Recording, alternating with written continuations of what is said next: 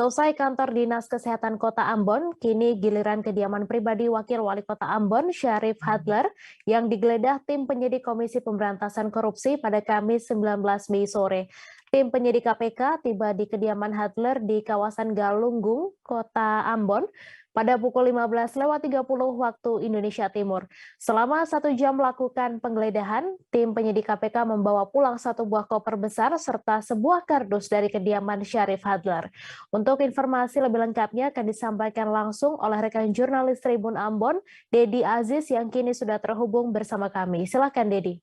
Ya, baik, terima kasih Mei dan Tribuners. Memang dapat kami laporkan bahwa kemarin hari Kamis tanggal 19 Mei 2022, KPK atau Komisi Pemberantasan Korupsi kembali melakukan penggeledahan kepada pejabat-pejabat terkait di lingkup Kota Ambon. Begitu diantaranya ada penggeledahan yang dilakukan di kantor Dinas Kesehatan Kota Ambon, di mana dari kantor Dinas Kesehatan Kota Ambon, KPK berhasil memboyong sebanyak 4 koper berukuran besar terkait kasus korupsi atau kasus suap dan gratifikasi yang menjerat Wali Kota Ambon Richard Louhenapesi.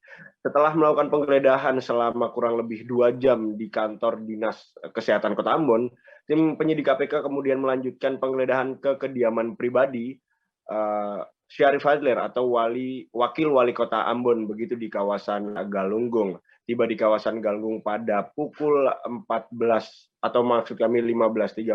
Selama 1 jam melakukan penggeledahan, tim KPK juga akhirnya memboyong 1 koper berukuran besar serta 1 kardus berisi dokumen penting begitu.